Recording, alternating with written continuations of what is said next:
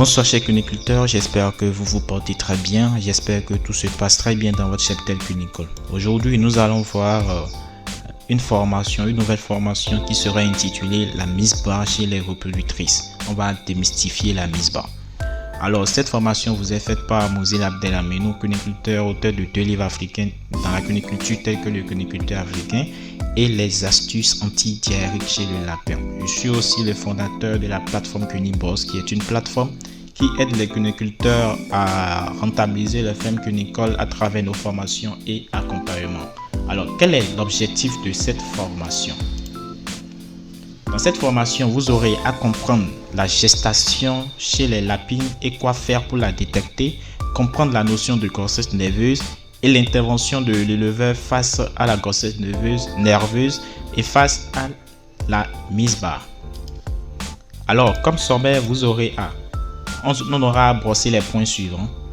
Quand accoupler les reproductrices, comprendre la notion de la gestation, comprendre la notion de la pseudo-gestation, quand ressaillir la lapine après mise barre et l'intervention de l'éleveur en cas de grossesse nerveuse et la mise barre. Alors nous allons commencer avec le chapitre 1 qui nous parlera de quand accoupler les lapines. En système fourrager, la lapine est normalement apte à s'accoupler vers l'âge de 8 à 10 mois. À cet âge, son rythme de croissance ralentit, ce qui lui permet de consacrer une plus grande partie de la nourriture ingérée à la reproduction.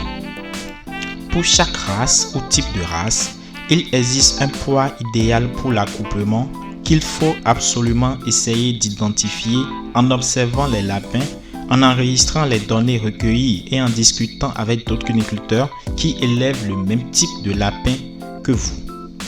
La même constatation vaut pour le mâle, mais celui-ci est généralement apte à se reproduire vers 6 ou 8 mois selon son état. La proportion de femelles par mâle ne doit pas excéder 10 pour 1. Par mesure de sécurité, il est sage d'avoir 2 mâles s'il y en a plus de 6 femelles ou 3 mâles s'il y en a plus de 12. Comme le coût de l'élevage de mâles peut être important, il peut être utile de s'arranger avec d'autres cuniculteurs pour les partager. L'expérience confirme qu'il vaut mieux réaliser les saillies tôt le matin ou le soir. Il faut en tout cas éviter les heures les plus chaudes de la journée pour cette opération. La première des choses à voir lorsque vous voulez accoupler vos lapines est de vérifier la vulve de cette dernière.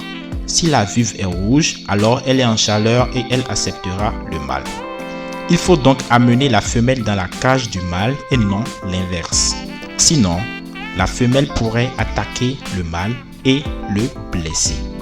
Si la femelle est prête pour la saillie, elle s'immobilise rapidement, s'étire et relève légèrement l'arrière-train pour permettre au mâle de la couvrir et de la pénétrer, comme sur la photo ici que vous voyez sur votre écran. Quand la saillie est réalisée, le mâle effectue une poussée vers l'avant, coup de rein, puis tombe littéralement à côté de la lapine dans un mouvement très reconnaissable. Par contre, s'il se retire derrière la lapine sans tomber, la saillie n'a pas eu lieu.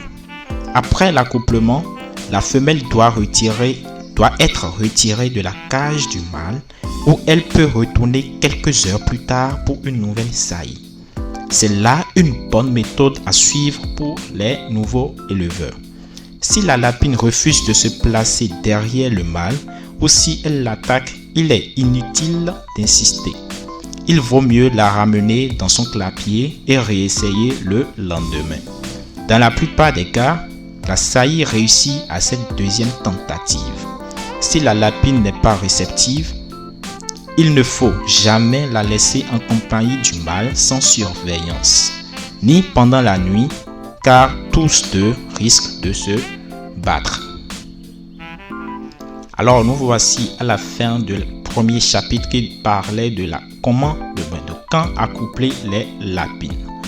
Nous allons voir maintenant le deuxième chapitre qui nous parlera de la gestation.